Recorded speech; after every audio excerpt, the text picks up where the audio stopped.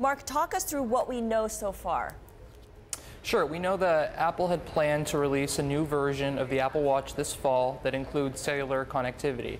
What that means is people would be able to take their Apple Watches and leave their iPhone behind. They'd be able to get email, text messages, make some wireless phone calls through the main iPhone phone number. But that plan was hit by engineering roadblocks. Earlier this year, Apple and carriers around the world determined that the battery life took too much of a substantial hit due to the high power of the cellular chips available this year. So, Mark, the way you describe it, it sounds as though if there were significant advances to be made in battery technology in the near future, that could resolve these problems. Absolutely, both battery technology and the technology powering the cellular chips. If they're able to make the chips a little bit smaller in actual physical size, they can cram in a little bit of a bigger battery.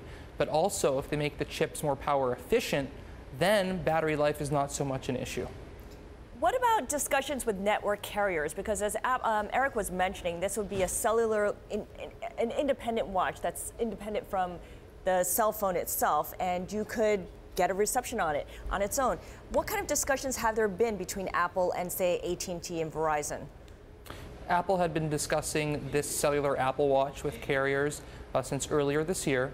The discussions hit sort of roadblocks toward the middle of the year about these battery life concerns. Apple told carrier partners around April, May, June that it would not be able to ship such a model with cellular until, even on a very aggressive timeline, past the Christmas holiday season at the earliest.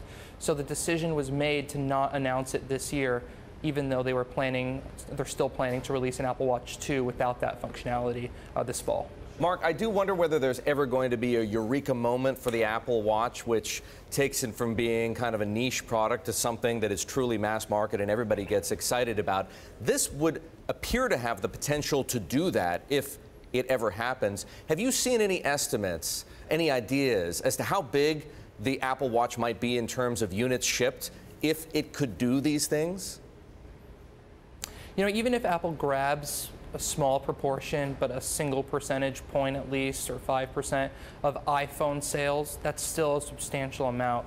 So if they sell 50 million iPhones in a quarter, and on top of that they sell 5 million watches in that same quarter, that's pretty good. And I think, like you said, the cellular data would spur sales because a lot of people are looking to be able to take the watch, drop the phone, replace it, and not have to worry about it.